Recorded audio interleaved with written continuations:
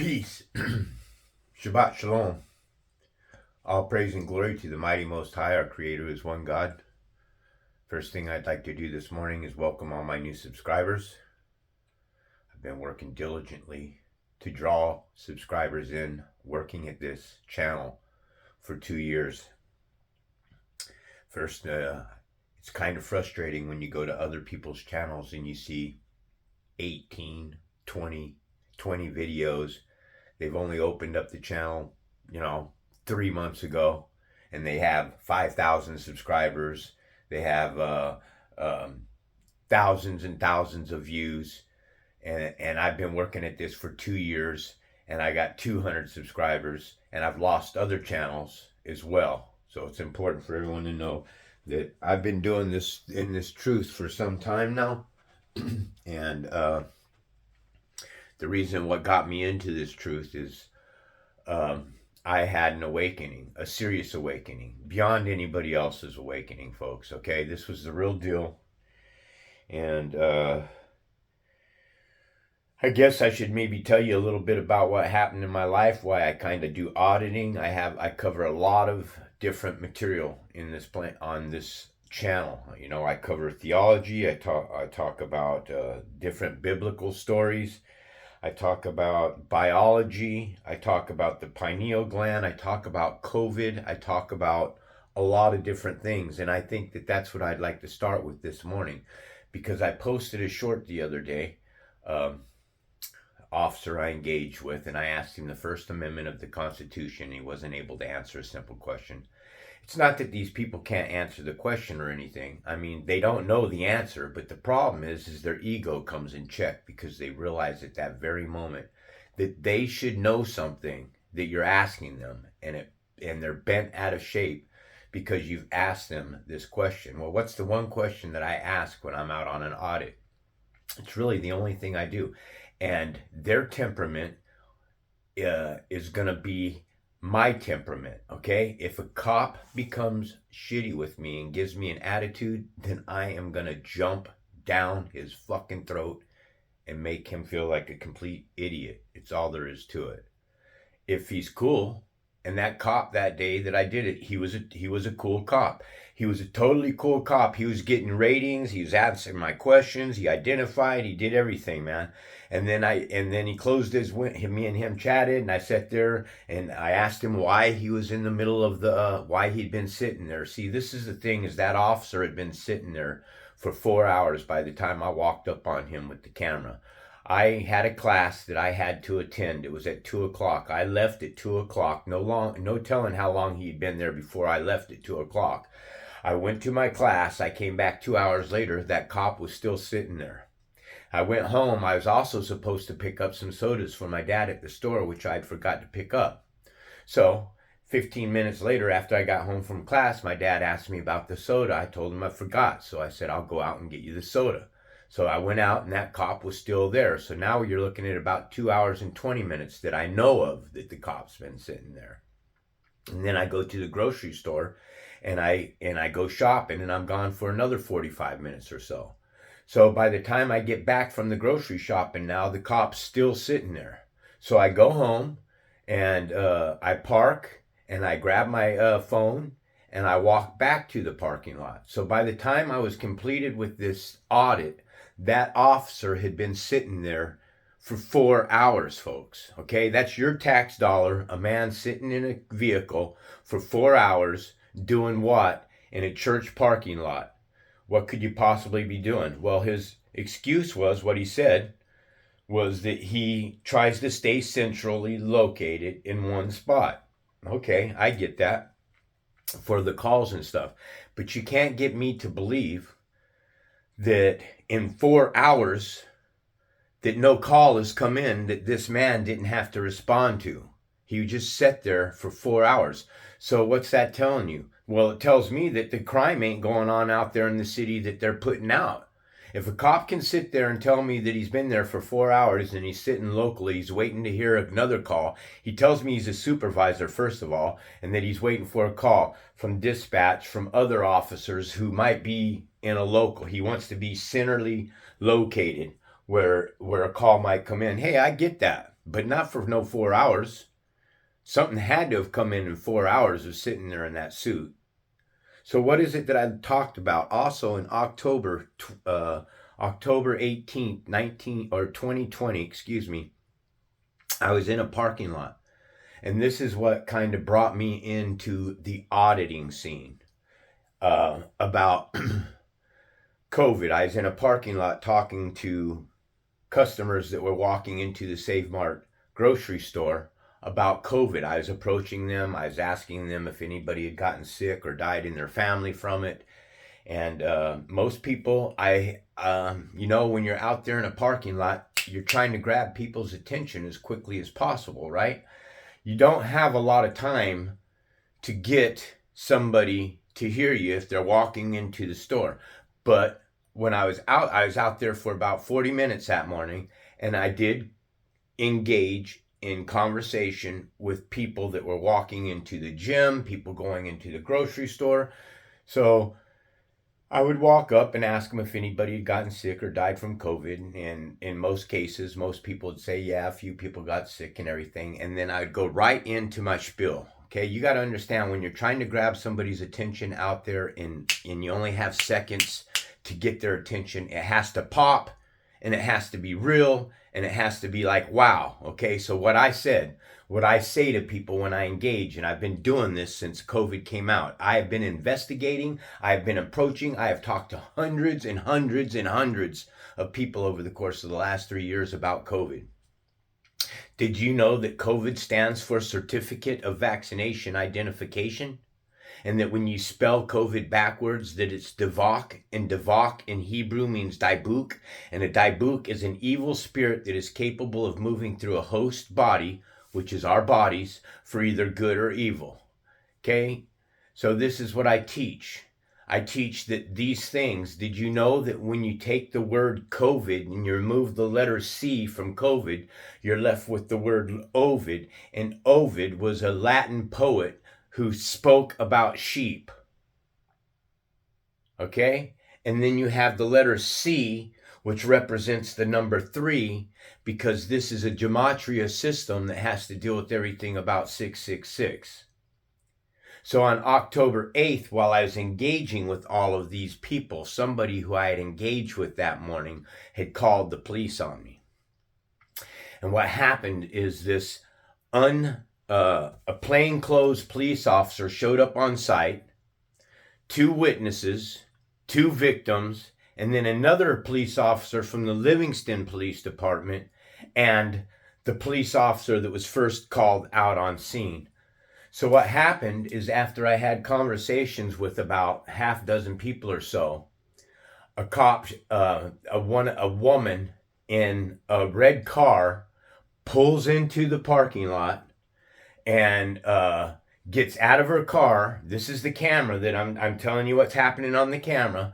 Gets out of her car, and her and a girlfriend, there's 3 of them, her and her girlfriend get out of the car, and they stand there and they just stare at me from across the parking lot. Now, I had just got done talking to another woman that was getting into her red car at the end of the parking lot. And then when I was finished with her, I started walking back to the front of the parking lot. And then I saw these 3 high school girls that were walking arm in arm, all with one another, walking arm in arm to the front of the store. I saw them coming. I'm here. I saw them coming. So I stepped out and got their attention, right? And they saw me, and then I asked them if anybody had got sick from COVID or anything, and they didn't respond or say anything, and then they just kept on walking. And I said, well, I just was wanting to share some information with you. Have a nice day. And then I kind of was tailing behind them like this, walking behind them as they were walking to the front of the store, because my car was at the front of the store, and that's where I was centrally located out. Kind of like that officer who told me he sits centrally here at the church every day so that he can centrally locate. Well, my car was at the front of the store because I was trying to catch people coming in to the store. And as I was following them and they kept walking, and then I tailed off to my car, I noticed all of a sudden that there's probably about 20 or 30 people all standing underneath of this awning just staring at me, man, like ghosts. Okay? Now here's the shit kicker. I was just at the front of the store and all those people appeared in less than 3 minutes. Okay? How do I know all this? Because I have the video evidence of it all. Parts of it. You see, before all that took place and I was talking to the woman at the end of the parking lot in the red car, I went off camera. I walked to the front of the store. I saw a woman who was pushing her cart to the front of the store, so I walked over to take the cart from her to take to the store. And I asked her, did anybody get sick or die from COVID? And she replied, no. And you could tell right away that she didn't want to engage in any conversation. And that was perfectly fine with me. See, this is what they're trying to say, is that I was out there forcing my will on people and I was making people feel unsafe and feel uncomfortable. I wasn't doing any of that. So the story is, I walk off camera, and this is what I'm saying. They didn't turn in all of the camera evidence that day. They only turned in one angle to the parking lot day, and it had a big ass fucking tree right in the way where you couldn't see anything that was going on between me and the cops or the officers. So basically it was blank. The only thing that they used were some, but I used it, but they used camera footage of the two witnesses. Well, it just so happens that the witnesses know the plainclothes police officer, Officer Grabel and Officer Hooper. Officer Hooper was the one that was in plain clothes. So that girl, when I see all these ghostly people staring at me, from like 20 or 30 of them that just appeared in less than 3 minutes, because all I did, I walked to the front of the store, I returned that cart, there was nobody there. I walked back out to the, you see me come back out, I walk back and I follow this woman. I'm probably about 30 yards behind her, and I follow her all the way out to her car. And then I stop at a safe 6 social distance, because this is what COVID's going on. Everybody's wearing masks, so I'm not wanting to intrude in anybody's space. So I'm maintaining a safe 6-foot social distance. And I'm like, excuse me, ma'am. And she doesn't look, she just keeps putting her groceries away. And I said, excuse me to her again. She didn't hear me. So I walked all the way around the other side of the car, keeping a safe 6-foot social distance, walk all the way around. And then I get her attention that way. I ask her, has anybody gotten sick or died from COVID? To which I start my spiel. Now this woman here, she kind of did. She looked a little unsettled, I would say. And because she looked unsettled, when she started walking her cart back to the rack, I said, I'll take your cart for you if you want. And she says, no. She kind of looked at me odd. No, I got this. I can do that. And she just kind of kept on walking, right? So I said, okay. And then that's when I walked towards the weightlifting, Planet Fitness side and everything. And I stopped and I was going to talk to a guy. And I asked him, hi, how you doing? And everybody stay safe from COVID. And he was just now putting on his mask, and his daughter was getting out of the car, and he kind of, did one of those. So I just walked away from him. And then I walked back to my car again. And then that's when I saw the 3 girls coming. The 3 girls were walking towards the store. I approached them. They cut all of this out. They literally tampered with the evidence and cut this interaction out with these 3 girls, because from the police reports that they turned in, they're trying to make the conversations. They're saying that I was approaching a woman, these women and stuff, which I wasn't. I never got any closer than 6 feet from one another. So now, as I start following these 3 girls back to the front of the store, that's when I notice, out of nowhere, within 3 minutes, okay? I just returned a cart 3 minutes ago. There's nobody underneath of that store awning. I go out with my back, talk to this woman. 3 minutes rolls by. I walk back to my car. I see a few people starting to gather out there. I don't think anything of it. And then those 3 girls walk by. I make conversation with them. A few more people are gathering that I don't see. And then, so I walk back to my car. And then that red car pulls into the parking lot. The two girls with the other little girl holding the dog get out of their car, and they just sit there and they start staring at me from across the parking lot like that. And I saw them, but what was weird is that's when I saw everybody under the awning, and I was gasped at what I saw, how quickly everybody, I'm like, where did all these fucking people come from, man? They came out of the woodworks. See, I wanted all of the video evidence. I wanted that underneath the awning evidence. I wanted the other right side of the angle of the store evidence. I wanted all of the evidence and stuff, you see?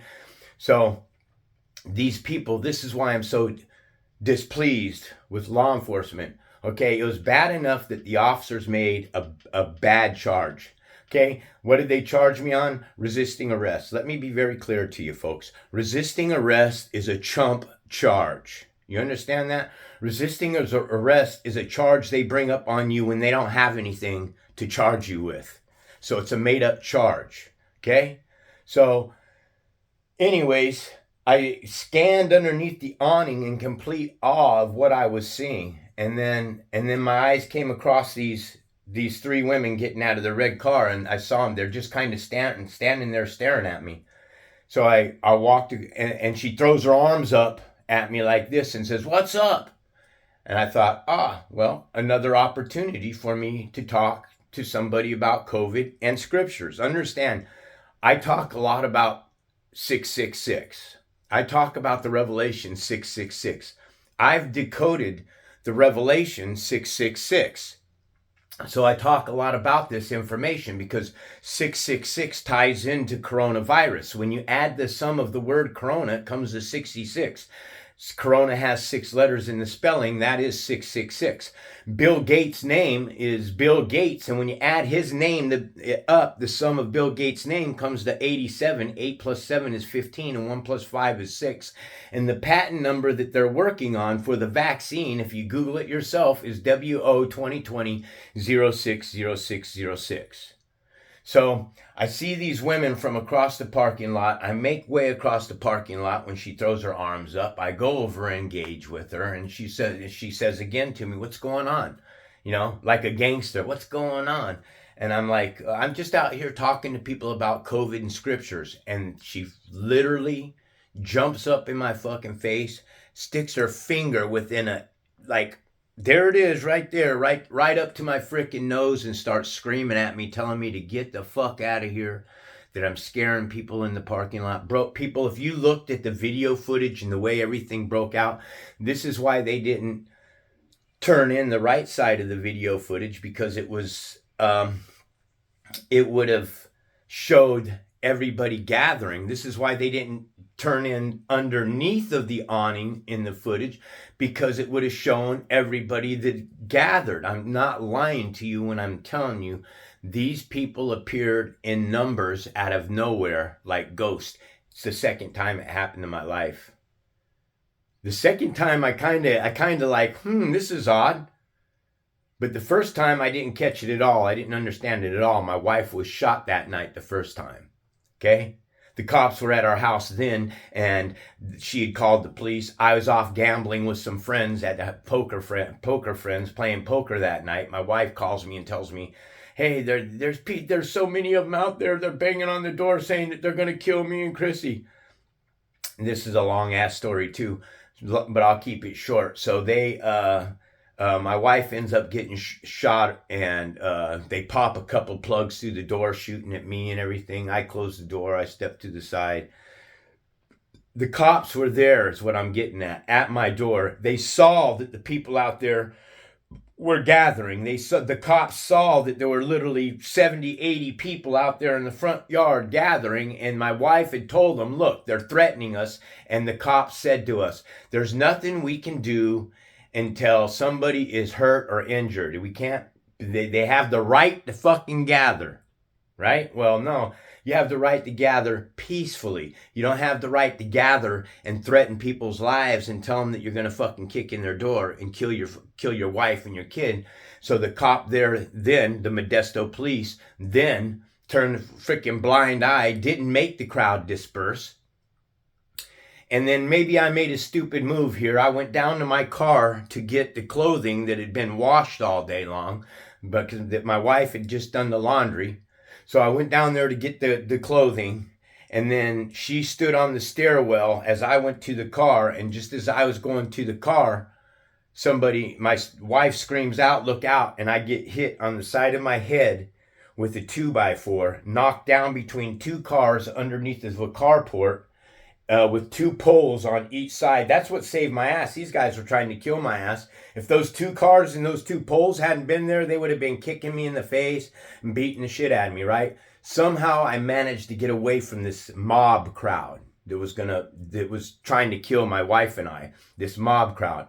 What did it have to all deal with? My wife walking like a tramp to the mailbox in those Jessica Simpson fuck me shorts and the little fucking high heel pumps, and the neighbor's wife's husband wrote my wife a letter saying what he'd like to do with her. My wife gave the letter to his wife gave the letter to me, and and then it just kind of the sparks started to kindle and grow, and more neighbors started to get into it over a 6-month period, and the next thing you know, people were they were just out there. I kind of blame my wife because I told her many times, keep some fucking clothes over your body if that's all it takes, man. Dress like a damn one of those Amish women if that's what it takes, man, because you're seriously creating aggravation. But that's not the point. The point here is that cop was there. He didn't make the people disperse. I ended up getting fucking clocked over the head. And then all of a sudden there's 8 or 9 cops there, right? So that story real quick. And now back to the story in the parking lot. I'm approaching these women now and talking to them. I say I'm talking about COVID and scriptures. She jumps in my face, starts screaming obscenities at me, calling me a pedophile, telling me to get the fuck out of here, pointing her finger and telling me to get the hell out of the parking lot. And I turned around. I just said, I said, oh, you're one of them. You're a demon, you fucking lesbian. I called her a lesbian. So all of this went to court, folks. This is the whole thing. They beat the shit out of me in the parking lot, dragged me off to jail for 5 days before I was arraigned, threw me in a fucking rubber room for the first 24 hours, and then threw me in another holding cell that was freezing for another 24 hours and then they kept me for 5 days before I was arraigned, and they didn't give me any of my medication. This was a directed assault and attack on me. The witnesses just happened to know Sergeant Hooper. Both of the victims, the one that I call the freaking lesbian, they happened to know both of the officers. The 3 officers on scene, one was a Livingston police officer, then you had a plainclothes officer, and this is how he's all like, so what's going on? And I told him, I'm just out here talking to people about God and COVID. That guy turns and screams at the Sergeant Hooper, call the police! And I looked at him like, dude, call the police? What, didn't you hear what I just said? I'm talking to people about God. Call the police! That's how he responded. And I said, yeah, I think you're a little bit whack, dude. And then he starts in with, now, note, at this point in time, I don't know this guy's a police officer, right? He hasn't identified as a police officer. He's just some fucking Joe in the middle of the parking lot talking to me and getting up in my fucking face now. He's starting to annoy me. So he starts asking me the cop questions. What's your name? Where are you at? What are you doing out here and all that shit? And I'm like, dude, who the fuck are you to come up? Did I come up to you and ask you who you are? He says, you got any ID? I'm like, and that's when it kind of dawned on me that this guy's probably a cop, but he still hadn't identified yet. And then that's when he did identify. When he asked me for ID, I said, who the fuck are you to ask me for ID? And he goes, oh, here, let me show you my police identification. And the minute he said that, I said, dude, if you're a cop, this conversation is done. I have nothing to say to you. And I turned around and I walked away. And he said that I couldn't leave and that I was under arrest. So I turned back to that cop and I said, well, what am I under arrest for? He says, well, just wait for the police to come. We'll sort through all this after they get here. I said, dude, you're insane, man. You're a cop and you do realize that you just told these people to call the police because I'm talking to people about God and COVID and stuff like that. You do realize that this is a First Amendment protected act for me to be out here sharing my religious beliefs. Because folks, look, Corona is 666. I keep trying to tell you, because it adds up to 66 and it has 6 letters in the word. Not only that, Corona equals the sun, okay? It's one of the hottest parts on the sun. and the sun equals sun worship, okay, about wearing a mask. So the cops beat the shit out of me, and get this. So I'm telling him he's going to do the walk of shame. Not only do I just found out like a year ago that he was retired when he did that. He had retired for 1 month already. He'd been retired already. He wasn't even a law enforcement officer at the time. So all these cocksuckers, these liars, these pieces of shit, and that's what they are. They're con artists.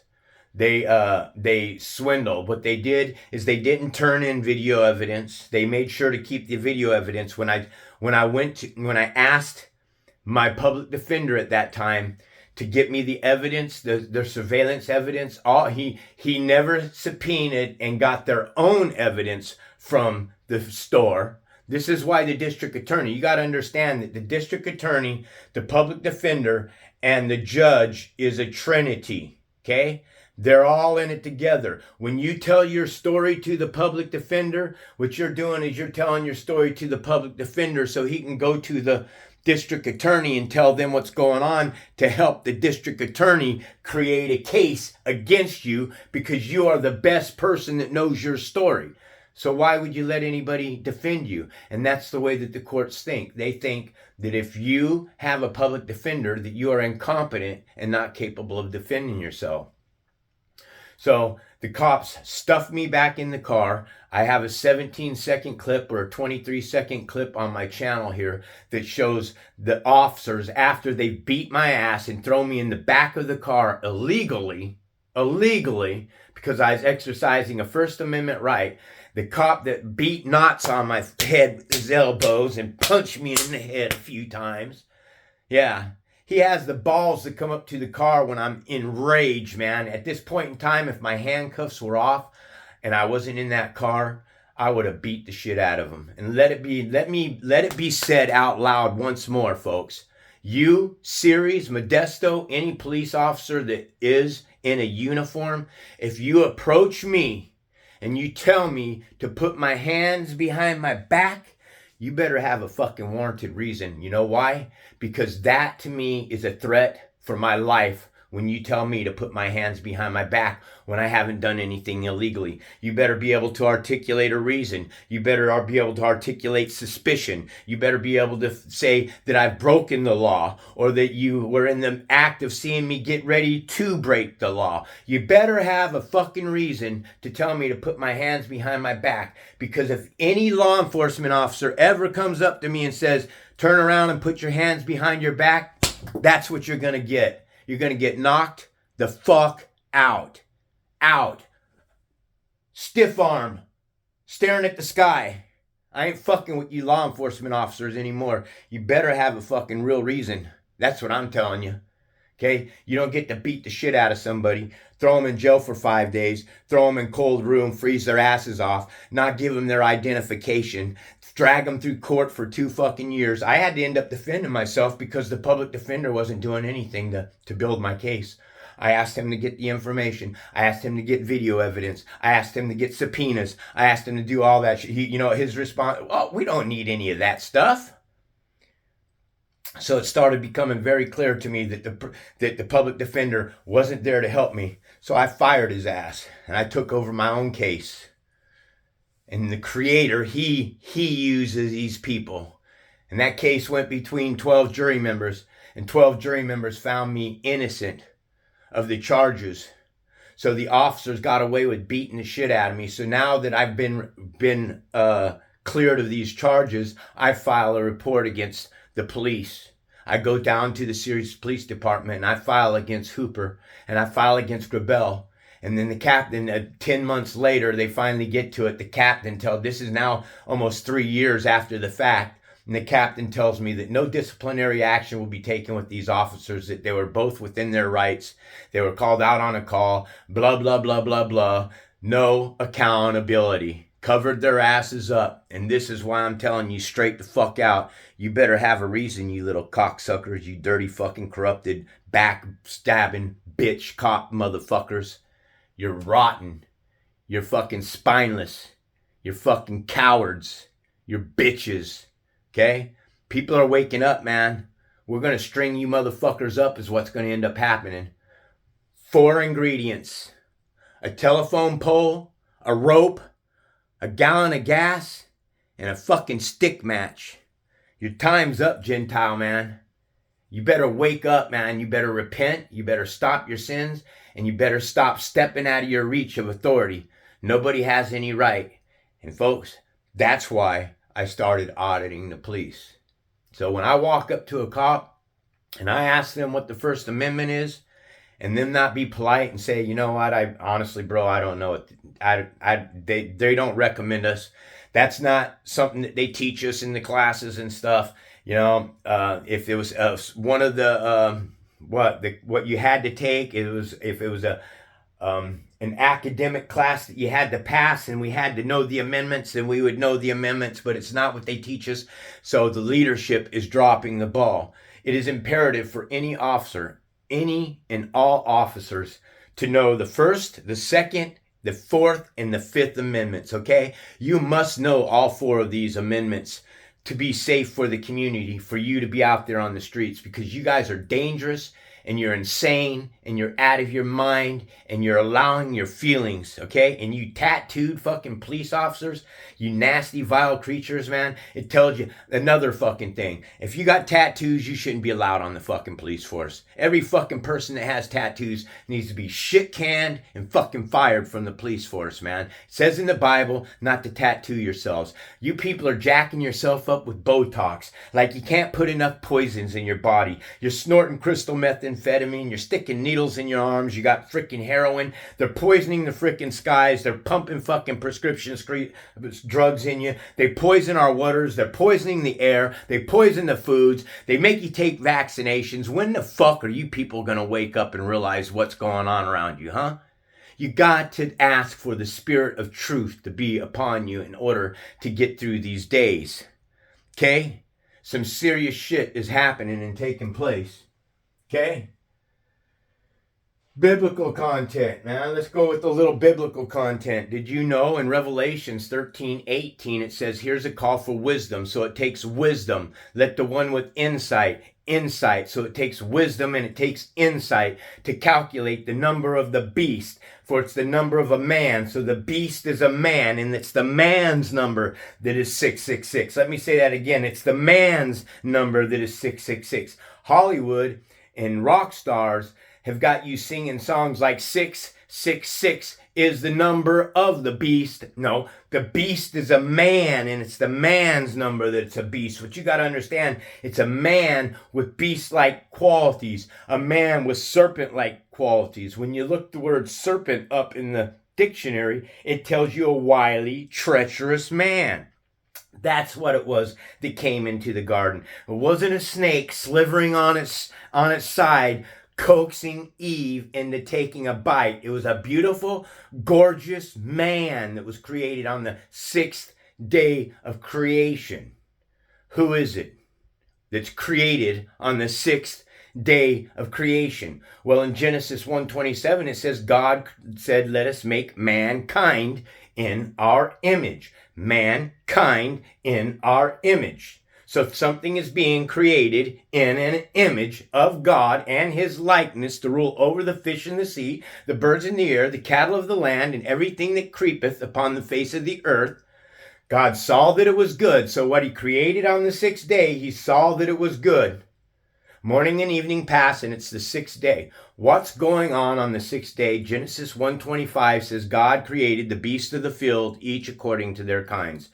The occult hidden meaning for this parable is God created the United Nations, each according to their kind. God created the Gentile nations, each according to their kind. God created all of the nations that sit at the United Nations on the 6th day of creation. Mankind, when you add the sum of the word mankind, it comes to 66, and mankind was created on the 6th day. You are the beast. I am the beast.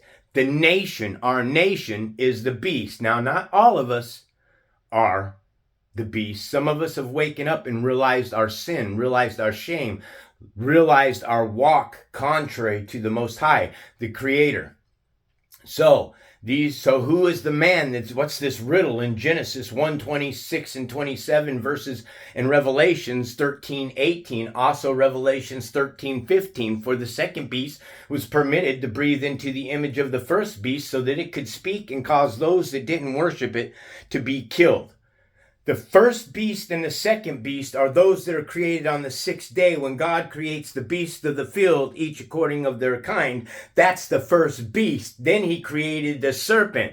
He created something to rule over the beast. As it says in Genesis 3:1, the serpent was more crafty than any other beast of the field that the Lord God had made. Who is the serpent? The one that's created on the sixth day of creation in Genesis 1:26 and 27. Who are the beasts? The ones that are created in Genesis 1:25. Who is it they're talking about in Genesis 13:15? The second beast and the first beast. Who are they? The ones that are created on the sixth day of creation. That's what I'm talking about. Okay? With that, let's see here. All praise and glory to the mighty Most High. I hope that you all stick around. The information that I share at this channel is mind-blowing information. Okay, I have deciphered the riddles in the Bible as it tells us so in Proverbs 1:6-7. Okay? The Bible was written by the riddles of the wise. The Bible is written like riddles from the wise. Okay? The Bible is a riddle, folks. They're allegories and they're metaphors. Okay?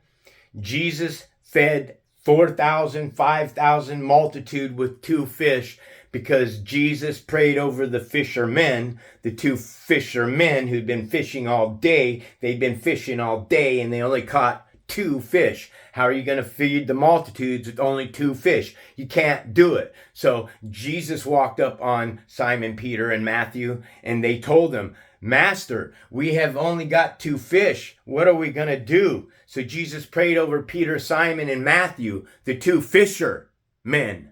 The 2 fishermen. He prayed over them and said, cast your nets to this side here. So they cast their nets to this side here, and voila, fish inside of the nets came up. And that's how Jesus fed the multitudes. Jesus didn't walk on water. The Son of God walks on water. The reflection of the sun walks on water. They're metaphors. They're allegories.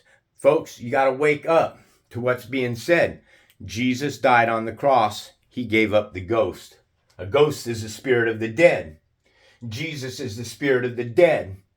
6:3 Romans, did you not know that when you are baptized, did you not know that when you are baptized in Christ Jesus, you're baptized into his death? 1:18, I am the first and the last, the beginning and the end, and I hold the keys to death. Jesus holds the keys to death. The supreme self-existing and creator, he's the one that holds keys to the life. I'm going to jump right here now. See a little bit of biblical. Okay, to the lesson here. We're at Leviticus 7. These are the regulations for the guilt offerings, which is most holy. The guilt offering is to be slaughtered. Again, slaughtered. And the word laughter is in slaughter because the slave masters are laughing at your ass, because the Lord says in the Bible that slaughter and sacrifice is an abomination. The creator, the supreme self-existing creator has the word eat in it. The creator creates, okay? And he created something that eats. What eats? Mankind. The creator equals spirit. Mankind equals souls. Okay? Mankind wants you to believe you have one flesh suit and that's it. This is a false. Okay? You are a soul inside of a flesh suit, trapped inside of this flesh suit, trapped in your psyche, trapped in your mind, trapped underneath of the firmament. So the creator who creates, he is the spirit of truth. And when you pray, this is what you need to pray to, is the spirit of truth. Let it be slaughtered in the place where your burnt offerings is slaughtered, and its blood is to be splashed on the sides of the altar. All its fat shall be offered, the fat tail and the fat that cover the internal organs, both kidneys with the fat on them near the loin, and the long lobe of the liver, which is to be removed with the kidneys. The priest, what's a priest? A priest is an angel. And its number is 32, and the pronunciation is angelos. Okay? So a priest is an angel. But what's the problem here? We are fallen angels. We are the angels that sang in heaven when the Lord lays the foundations of the earth and created centropy, which equals the electrification of the materialized world.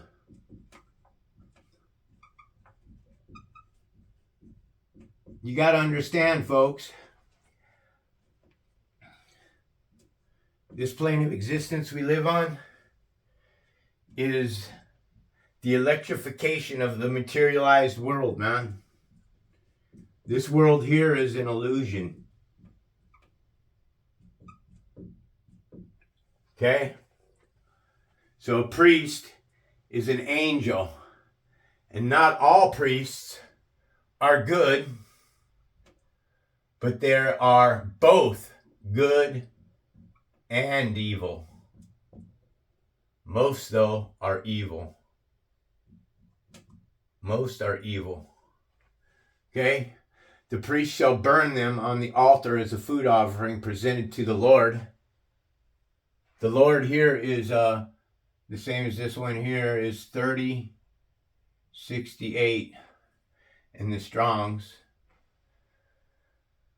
This is the supreme, always existing, eternal, perpetual, always in motion, the force, the energy, the omnipotent creator that moves all things in place. He is unseen. He cannot be seen. No one can see his face and live. And he tells you no one can see his face and live.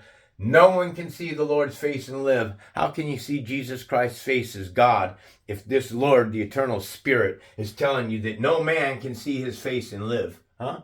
How is that?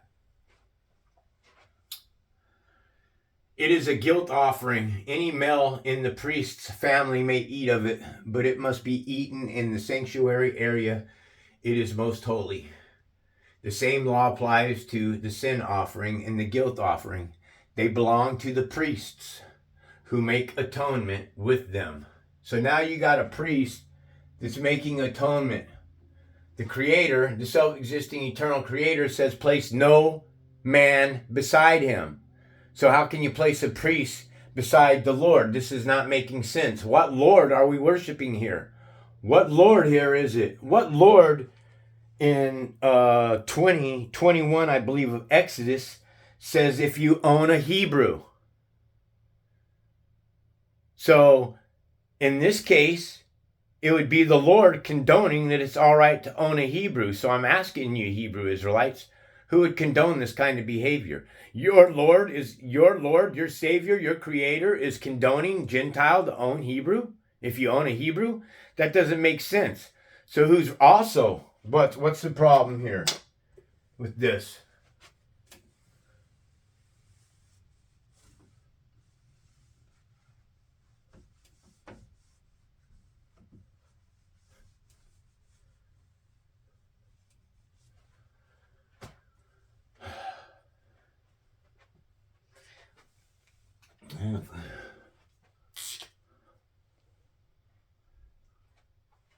The problem is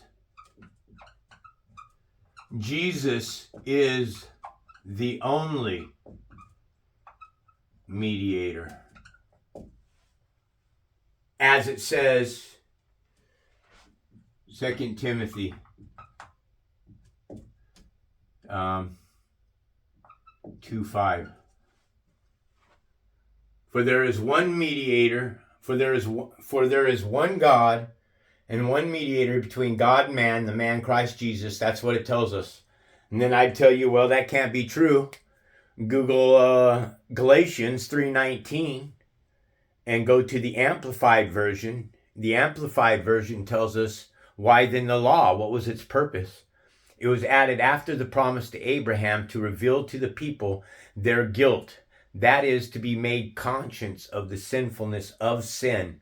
And the law was ordained through angels, priests, priests. And the law was ordained through angels and delivered to Israel by hand, a mediator, Moses, the mediator, to be in effect until the seed would come to those to whom the promise had been made.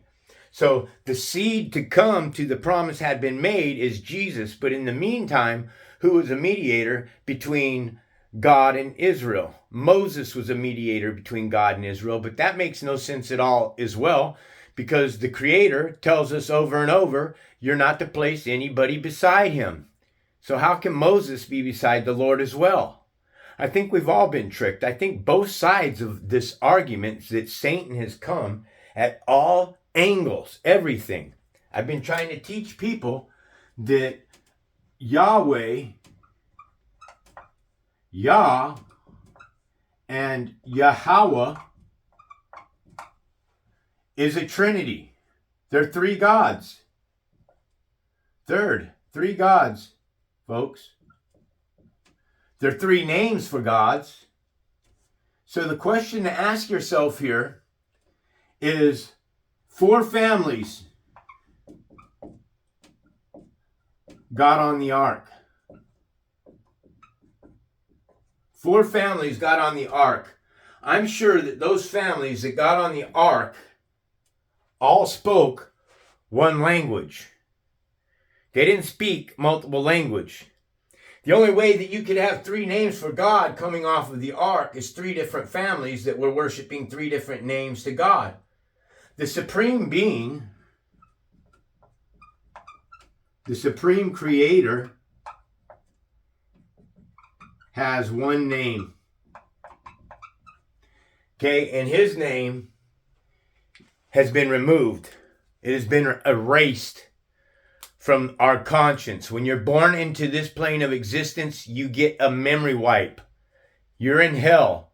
So most everything that you're being taught from people on this plane of existence is being taught to you from people that are going to go to hell. This place is hell. Satan was cast down. Where was he cast down? He was cast down from heaven to hell. This place here, this plane of existence, is hell. God uses mankind, which he created on the 6th day, to correct us, our souls. He's teaching our soul. Satan wants you to believe that it's our flesh, that it's our flesh that's being taught something. No, it's not the flesh that's being taught anything. It's our soul that's being taught from the Spirit of God outside of this realm, because the Spirit says that he requires us to worship him in spirit and truth. That's John 4:24. God is spirit, and those that worship him must do so in spirit and truth. God requires us to come back to him and worship what we can't see, okay? And it must be the spirit of truth. It has to be the spirit of truth. It can't be anything else, man. That's what he's requiring you. That's what the Bible's telling us, to worship his spirit and worship his truth. So no one can make atonement for our sins. No one can make atonement for our sins.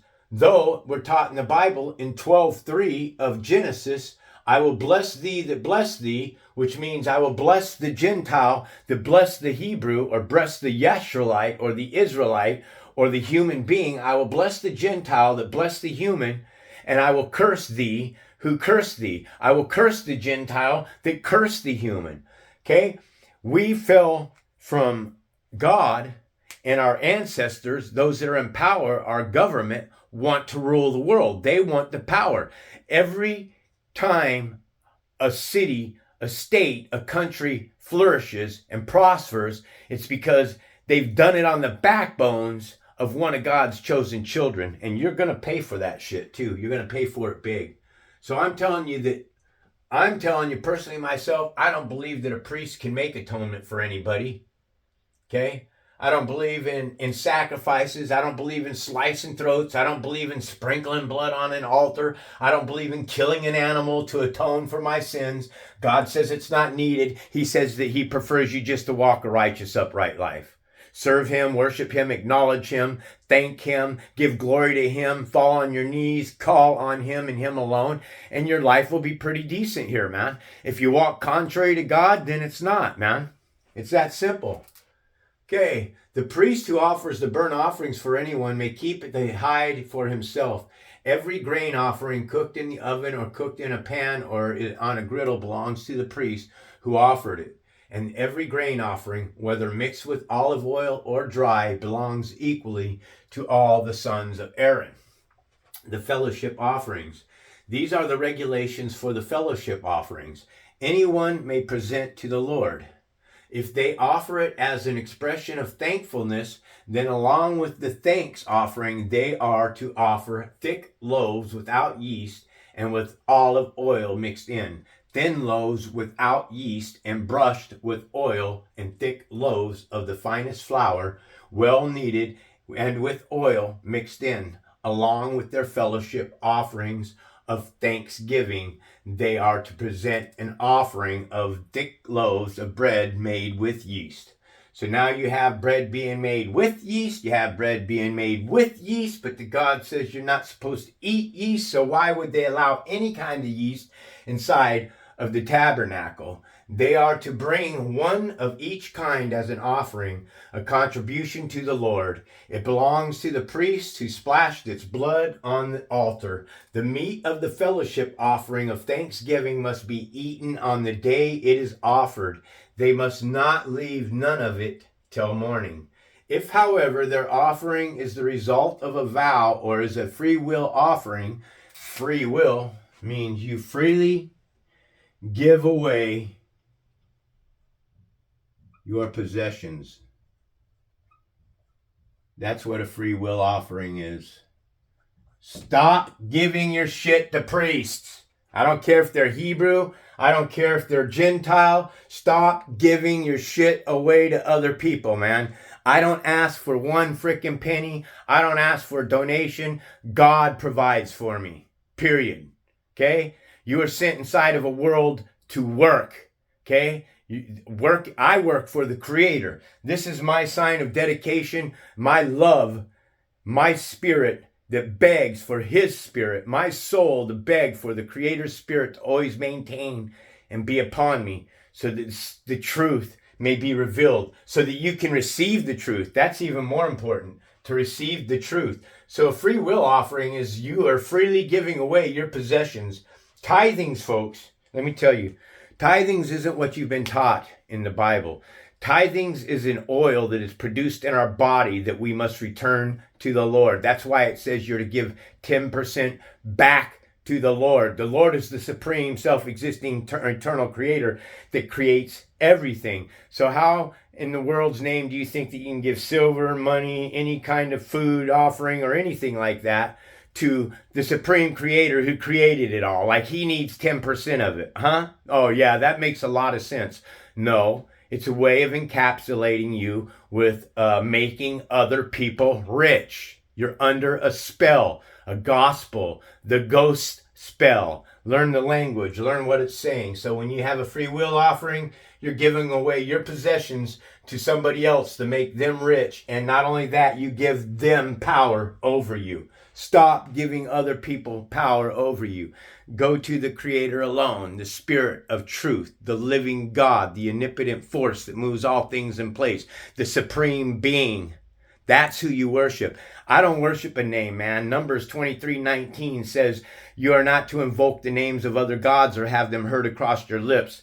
So when I speak other gods, I speak of other gods in contempt, and I cry out for forgiveness, that the Spirit will forgive me, so I can teach you to place any other name by the Creator is a fallacy. Whether it be Yahweh, Yah, or Yahweh, these are three names. Not only that, You have Israel. Israel. That's three gods right there. The female god Isis, the sun god Ra, and the supreme god El, which is supposed to have maybe created Elohim. Okay? But what I'm basically saying is Jacob's name was changed to Israel. Isis stands for the female god Isis. Ra stands for the sun god. And El stands for the supreme god. That there is a trinity. Okay? Stop giving your stuff away. The sacrifices shall be eaten on the day of... Eaten on that day on that they offer it. But anything left over may be eaten on the next day they offer it. Any meat burned up, if not, be reckoned to their credit. If any meat of the fellowship offering is eaten on the third day, the one who offered it will not be accepted. It will not be reckoned to their credit, for it has become impure. The person who eats any of it will be held responsible. Meat that touches anything unceremonially clean, unceremonial unclean, must not be eaten. It must be burned up. As for the other meat, anyone ceremonially clean may eat it. Let's jump into the second part here. Okay, back at 20 here, Leviticus 7, picking up.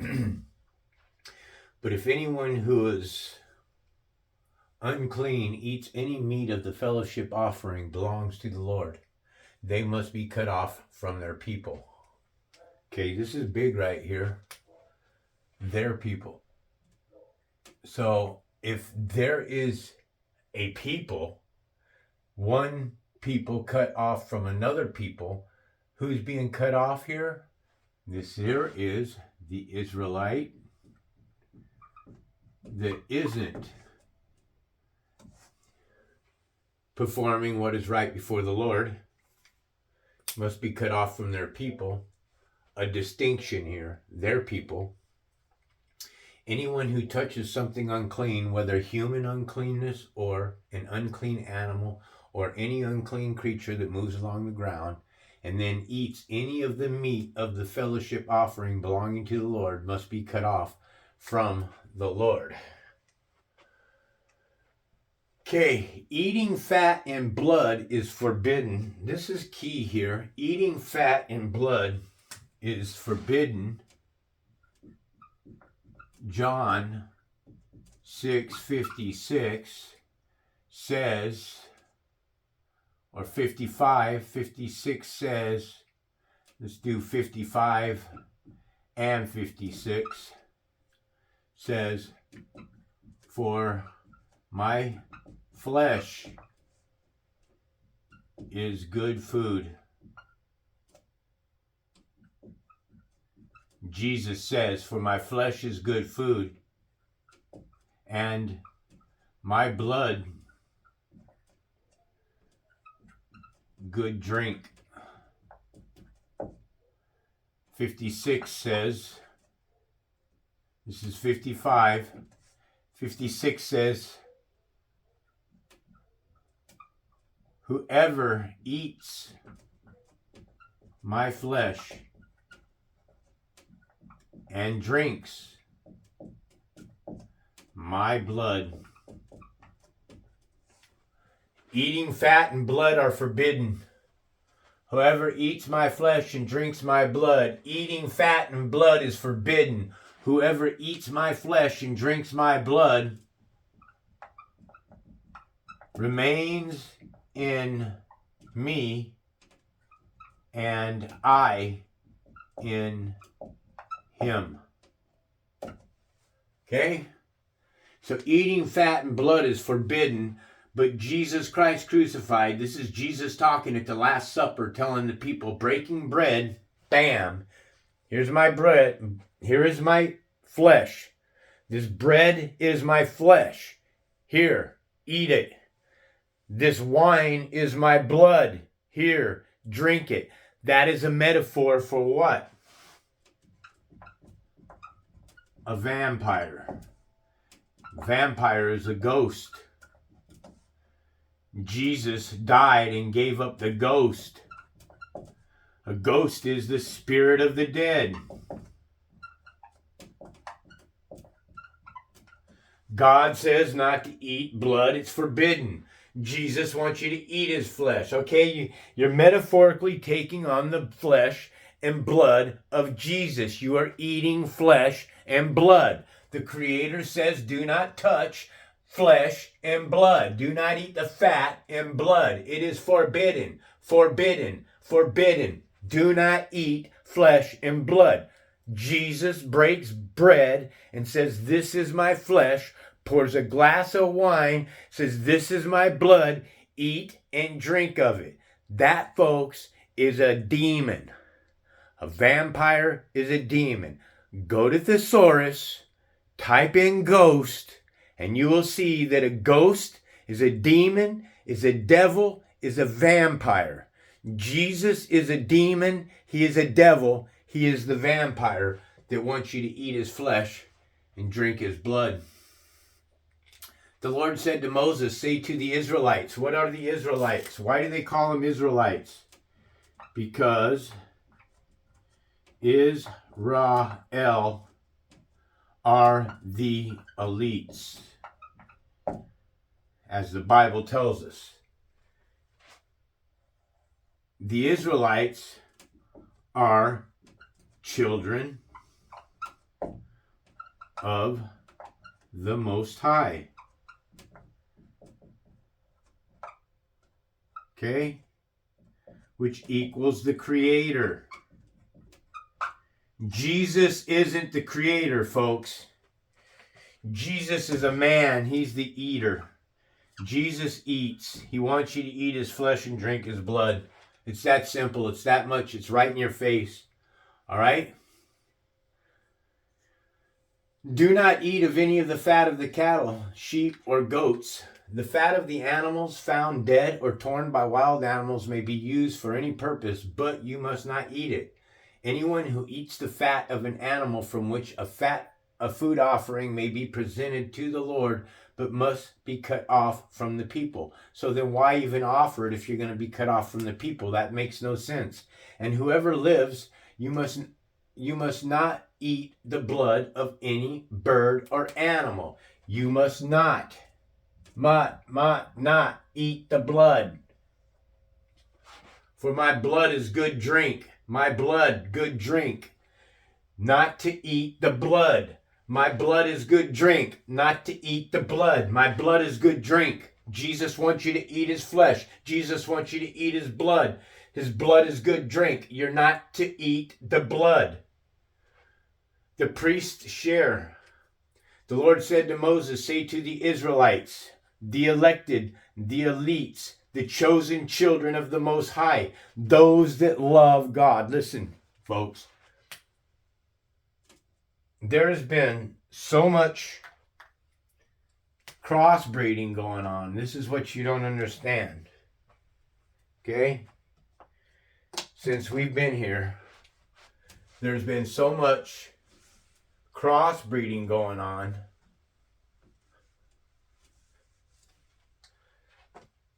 Between Gentile and Israel. You must understand, Gentile here are created in Genesis 1:25. Okay, that equals the Gentile. Israel was created in Genesis 2:7, or I should at least say, this is the bloodline. Red bloods. Red blood is the living blood.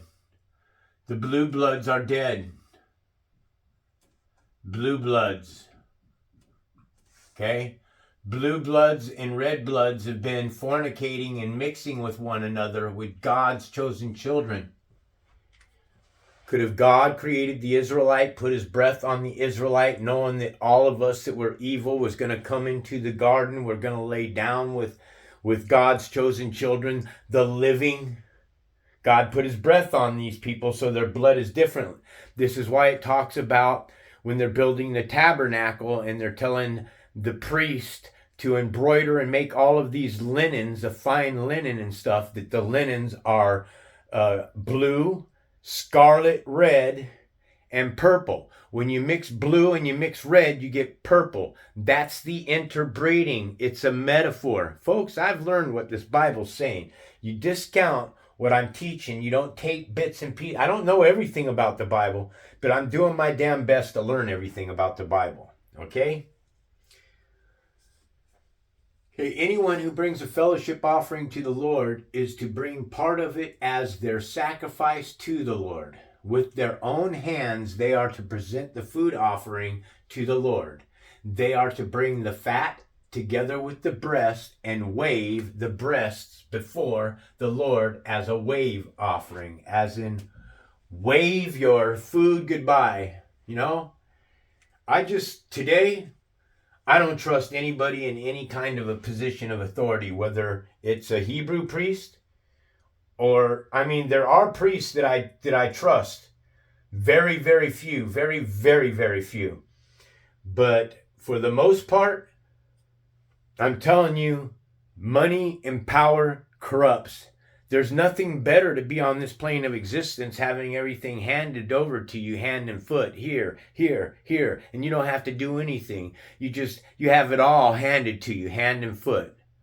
And then it seems to me that even the Lord, the supreme self-existing eternal creator, Yahweh, the God of Israel, chooses a platform between his own children. He places some of his children above other children. I thought the entire house of Israel was supposed to all be equal in the love and service of the Creator. If we're all serving the Creator, or the Hebrew, or the Israelite, or the Yeshurelite, are all serving the God and loving God, giving to God, worshiping the God, calling on God, bowing to God, all of that, then shouldn't it be for the Israelites a plateau for all of the children? Shouldn't they all be blessed equally? Why is one people, one family, one race, but one people of one tribe, a people of one tribe, granted permission to have power and authority over others? Why? Because you don't listen, Israel. You're not hearing your priests. It says in the Bible, 2/3, right? 2/3. Or is it 1/3? I really don't know. I'd have to Google it real quick. Let's find out. Is it 1/3 or 2/3? Let's find out. I think it's 2/3. 2/3 of God's children will perish for lack of knowledge.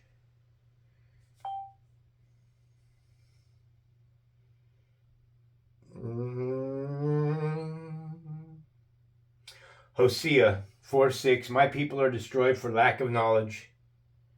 Doesn't say 2/3 though. It's destroyed a lack of knowledge because you have rejected knowledge. I also reject you as my priests, because you have ignored the laws of your God. I also will ignore your children. You see, when Moses was praying to the Lord and talking to the Lord face to face, he said, forgive us. He included himself as an evil person. In the very beginning, man, coming off of the ark, the Lord is telling whoever sheds man's blood by man's hands, your own blood shall be shed. You understand that? So if you kill somebody, the Bible is telling you that you will be killed yourself by the sword. The Bible says you shall not kill or murder. So how can two armies meet in the middle of a desert, fight one another, kill one another, and that not be an abomination whether you're Hebrew or Gentile? You're killing people. And the Creator says you're not to kill people. This is why it doesn't make sense to me that the Creator, the self-existing eternal Spirit, the living God, is going to tell Israel that they have power to kill the Gentile. The Creator, the Supreme Creator, is saying do not kill, and then He's going to give power to one nation to destroy another nation? I don't know. It just sounds kind of funky to me. Because if he's going to do that, he's going to allow one nation, your nation, the Hebrew Israelite nation, to kill Gentile, and that you are going to be God's battle axe, then you guys are going to be killing people too. And that just doesn't make any sense to me. You'll be murdering people too. But there is a parable in the Bible that eats at me. I believe it's Psalms. I can't pull the book. It's definitely Psalms, but it says, "Blessed is he that dashes the children's heads against the rocks." What God is telling you that you're blessed to dash children's heads against the rocks? Children. Not fucking evil, but dash children's heads against the rocks. A God on this plane of existence is commanding that you'll be blessed when you dash a child's head against the rocks. I just read that and I was blown away. I'm lost. Maybe somebody could share why the Creator, the supreme being that creates, would tell creations, destroy children and dash their heads against the rocks and you'll be blessed. You might want to consider what God it is that you're serving if you're getting commands to destroy children. Children. When I think children like that, I'm thinking children under the age of 2 and 3 years of age, dashing children's heads against rocks. Kids are between 4 and I would say 9, and then adolescents start between, maybe between 4 and 13, and then you start into your adolescent ages. You have your teenage years and you become an adolescent between the ages of say 13 and 19, maybe 13 and 25. You don't become an adult just because the world tells you you're an adult at 18. You're not an adult at 18. I can vouch that you're not an adult till 18, because I didn't start growing up until I was 14 and I still had problems. You're always going to have problems. You're always going to be like this in your head. You're always going to be asking, why is this happening to me? What's going on? Why are you going to be asking what's going on? Because you're walking contrary to God. He's put scales on your eyes. He is cursing you. He is causing you this problem. He is causing women to be nasty in your life. If you're all about fornicating with a woman the way the God works, you can bang all the women you want. And then all of a sudden you find that one that you fall in love with. Guess what? She's going to rip your freaking heart out because you've been fornicating. She's a fornicator too, but you guys are going to just tear and destroy your mental psyches up on each other because that's the way it's all designed. The priest shall burn the fat on the altar. Well, hey, anything to me? Come on, folks. God of fire. Wouldn't a God of fire like burnt offerings? Do you believe that the supreme creator who creates, who says not to kill, not to cheat, not to screw around, not to do all these things, not to worship graven images, not to worship idols. You think the supreme creator that does all these things requires burnt offerings? Wouldn't it sound more like Satan would be somebody that enjoys burnt offerings? Mankind are the ones that enjoy burnt offerings. I try to make this connection with you that mankind created on the 6th day equals 666. When you add the total sum of mankind, it comes to 66. Mankind is created on the 6th day of creation. That is your 666. Mankind is created on the 6th day of creation in Genesis 1:25. When God creates the beasts of the field, each according to their kind, and then the serpent says that it's more crafty than any other beast of the field that the Lord God had made. That's your connection between the serpent race. Who's the serpent? The serpent is created in Genesis 1:26 and 27, folks. Genesis 1:26 and 27. The serpent is created on the 6th day of creation, which has everything to do with Revelations. Okay? The priest shall burn the fat on the altar, but the breast belonged to Aaron and his sons. You are to give the right thigh of the fellowship offering to the priest, which, by the way, when you add the sum of the word priest, it comes to 87, and that comes to 15, and that comes to 6. Just to point that out for you. Okay? You are to give the right thigh of the fellowship offering to the priest as a contribution. The sons of Aaron who offered the blood and the fat of the fellowship offering shall have the right thigh as his share. From the fellowship offering of the Israelites, I have taken the breast that is waved and the thigh that is presented and given them to Aaron. I think I missed something. That is waved and the thigh that is presented and have been given to Aaron the priest and his sons and their perpetual share from the Israelites. This is the portion of the food offering to the Lord that we allotted to Aaron and his sons in the day they were presented to serve the Lord as priests. On the day they were anointed, the Lord commanded that the Israelites give this to Moses, or give this to them as a perpetual share for the generations to come. These then are the regulations for the burnt offerings, the grain offerings, the sin offerings, the guilt offerings, and the ordination offerings which the Lord gave to Moses at Mount Sinai.